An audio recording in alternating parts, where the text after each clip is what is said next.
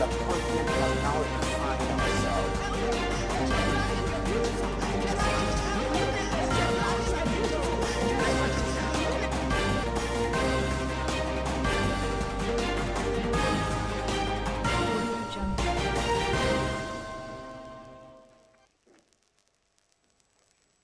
In the news, the National Broadcasting Commission orders broadcast stations in Nigeria to deactivate Twitter accounts. Military Commander Colonel Assimi Goita takes oath of office as President of Mali.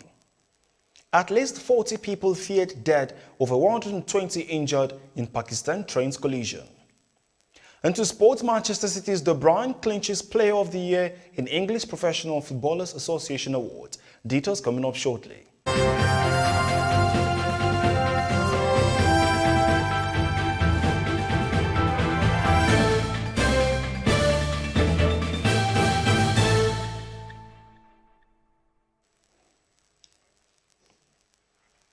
Great to have you join us on TOS Television, your digital-first Pan-African news network. I am Merciful Ajinamo, and you're watching TOS News 360.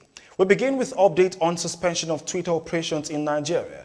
The National Broadcasting Commission has ordered and directed all broadcast stations in Nigeria to suspend the patronage of Twitter with immediate effect by deinstalling Twitter handles and desist from using Twitter as a source of information gathering for news and programs presentation, especially phone-in.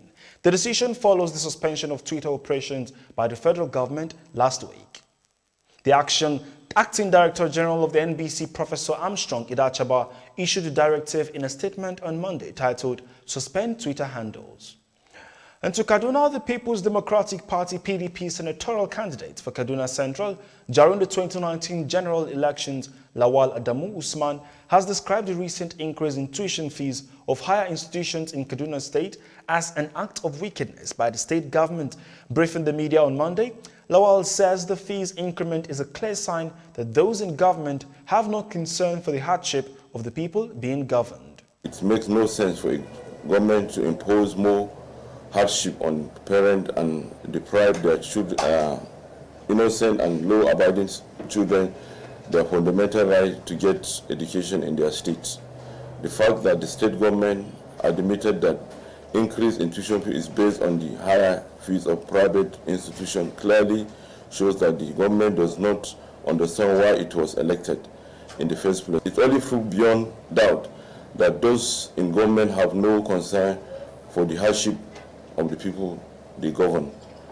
The claim by the state government that it has sacked political appointees by the state to reduce cost of governance in the state is just a mere attempt to play. Following the increasing rate of sexual and gender-based violence in Nigeria, a non-governmental organization under the auspices of State of Emergency Gender-Based Violence put forward some questions to relevant authorities, demanding for answers following the painful death of a 22-year-old Vera Uwela, who was gang-raped and murdered by her abductors. It is against this backdrop that the group is asking what has changed. We are here to ask our leaders who promised to take action against the scourge, what has changed?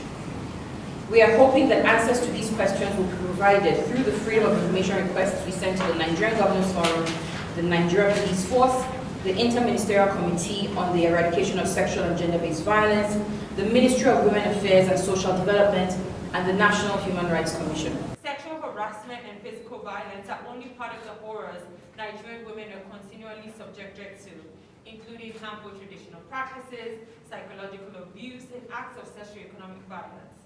According to the World Population Review, Nigeria is the 7th most dangerous country in the world for women to live in. The Nigerian Governors Forum, working with other relevant institutions, has a responsibility to ensure that effective laws are passed in all the states. Accordingly, and in line with their pronouncement on June 12, 2020, when they declared a state of emergency on gender-based violence, they must move to fulfill the following.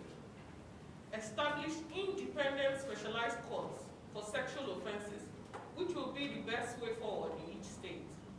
Establish new or fund existing sexual assault referral centers, SACs, and shelters in every state. A sexual offenders register should be open in all the states. The police should implement well-resourced functional family support units, and force gender units of the Nigerian Police Force to address gender-based violence cases in collaboration with and at the state level. Also, there should be public disciplinary measures against officers of the Nigerian Police Force and state prosecutors who mishandle cases of gender-based violence. Now to development across Africa. Colonel Assimi Goïta of Mali has been sworn into office as the country's transitional president on Monday in a ceremony at the International Conference Center in Bamako. This comes after he has been condemned internationally for his power grab and leading 2 coups in 9 months. Colonel Goïta overthrew Mali's interim president and prime minister in May that caused Mali's membership suspension from ECOWAS and AU. The government of Burkina Faso has declared 3 days of mourning following an attack described as the worst in years by armed men in the village of Solahan, north of the country, that killed over 160 people late last week. President Roch Kabore, in a tweet, urged citizens to stand united against the forces of evil. He described the attack as barbaric and said that security forces were trying to track down the perpetrators. This is your digital first Pan-African news network, TOS Television, and you're watching TOS News 360. Stories on the global scene, business, entertainment, and sports. When we return, to stay with us.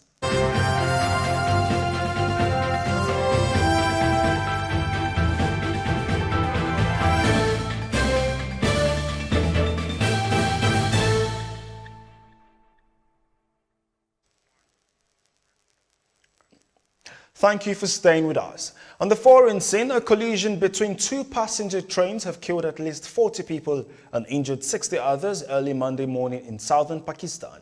Reports say the rear carriages of the northbound Milat Express derailed and drifted to the parallel track, and this resulted in a collision with the southbound Side Express. The country has had a long history of train accidents due to poor infrastructure and a lack of safety standards. Reports have it that a government delegation from Palestine has gone to Egypt to discuss the reconstruction of the Gaza Strip after the 11-day war with Israel. The delegation, according to reports, includes officials from the Ministries of Public Works, Housing and Economy in Gaza. They were also accompanied by the head of the Contractors Union in the Strip. The violence between Israel and Hamas left up to 300,000 tons of rubble, and the cost of reconstruction is estimated at $150 million. In business, electronic payment transactions across various channels rose marginally by 0.38% to 21.27 trillion naira in May 2021, up from the 21.19 trillion naira recorded in April 2021. Bismarck Rawane, member of President Buhari's Economic Advisory Council, gave the figure in a report titled Economic Policy: More Clarity and Less Ambivalent. He presented at the Lagos Business School's executive breakfast session at the weekend. The report showed that the value of transactions was flat due to the slow level of economic activities recorded last month. In entertainment, the Duke and Duchess of Sussex, Prince Harry and Meghan Markle, welcomed their second child on Friday in California. The news was released by the couple's press secretary in a statement on Sunday. They named their daughter Lilibet Lily Diana Mountbatten Windsor. 8th in line to the throne, the baby was named after Queen Elizabeth's nickname, and Diana was chosen to honor the late Princess Diana. And to sport, Manchester City's Kevin De Bruyne is now the 3rd player to win the English Professional Footballers Association's Player of the Year for his 2nd consecutive season. De Bruyne was instrumental to City's 3rd Premier League title in 4 years and a 4th consecutive League Cup triumph. De Bruyne scored 10 goals and provided 18 assists in 40 appearances across all competitions for City this season. And that is TOS News 360 on your digital first Pan-African news network. For more updates, visit www.tostvnetwork.com. Do follow and like our social media handles on Facebook, Twitter and Instagram. And remember to subscribe on YouTube. Stay with us and enjoy more programs on TOS Television Network. I am Merciful Ajinamo. Many thanks for watching.